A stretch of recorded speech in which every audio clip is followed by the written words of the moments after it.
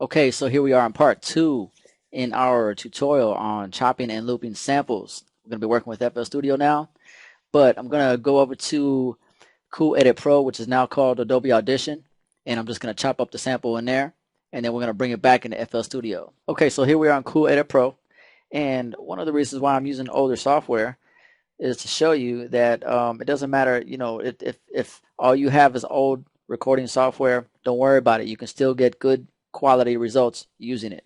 I mean, we all been there. We have to start off somewhere. So if you have it, don't get discouraged just because somebody else has Pro Tools and you don't have the most up-to-date software. I'm gonna show you right now how you can get the same results using older software. So here's our file. Let's load it up. Thank you. Allowing me to see myself. And we're gonna take that intro part here. Okay, so what I'm gonna do is the part that we want is right around there. So I'm just going to stretch this out. Okay, I'm going to play this back.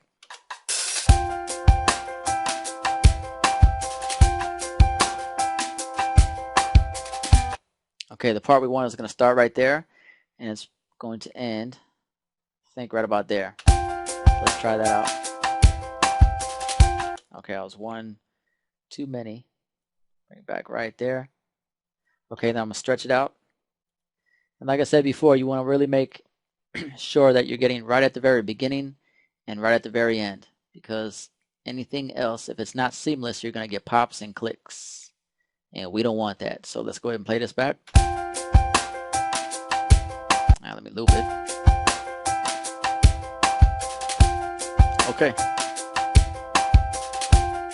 Okay, that sounds good enough. So what we're going to do is we're going to set up a cue point, and that's basically setting up a region. The same way we did in Pro Tools, we're just creating a region. So let's set up our cue point here, and I believe it is F8.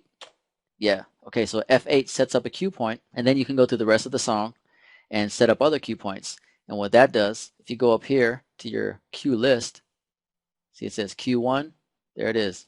Boom, play it. Okay, so we're gonna go through that other part. We want the na na na part. So let me bring this in a little bit, go towards the end of the song, and I know it's somewhere around here. Okay. All right, stretch it out. Make sure at the very beginning and at the very end. The end looks good. Let's play it back. Yeah. Okay, F8 to set your cue point. Boom, done. And that's it. That's all we're going to take for with this particular WAV file. So I'm going to go ahead to my cue list. Now we're going to export these into the file of our choice, and then we're going to take these files and bring them into FL Studio. So we want to go ahead and name these. So left click on Q1, and then down here, make sure your edit cue info is selected so that little window pops up. Okay, so Q1, we're just going to call it Kirk1. Q2, Kirk2. Okay, now, once you have it named, that's very important. Make sure you're naming everything. Go down to where it says Batch, left click on that, and then it's going to ask you where you want to save these files.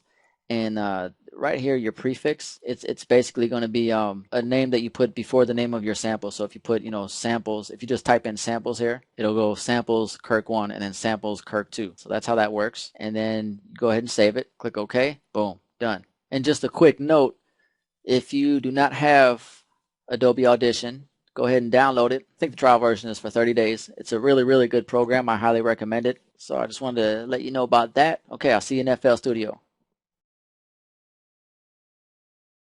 Just a quick note, when you're choosing your samples, when you're getting an entire loop, you want to make sure it's on the beat. So this loop here, this Kirk1 is 1 bar, and 1 bar is 4 beats. So that would be 1, 2, 3, 4. Okay, and then our Kirk2 is 2 beats, which is half a bar. So that would be 1, 2, 1, 2. That's really important because when we go to FL Studio, we're going to time stretch that. And there's an option in FL Studio in the time stretching dialog box here. If you right click on time, you'll see it says 1 beat, 2 beats, and then 1, 2, 3, and 4 bars. So if you're selecting your sample within, 1 beat, 2 beats, or 1, 2, 3, and 4 bars, it's going to time stretch perfectly. So just a quick note, And that may not apply to every song, depends on, what the song calls for. Maybe you don't need an entire, bar of music. Maybe you only need like, 2.5 beats. So just keep that in mind when you're choosing your samples. All right. See you in the FL.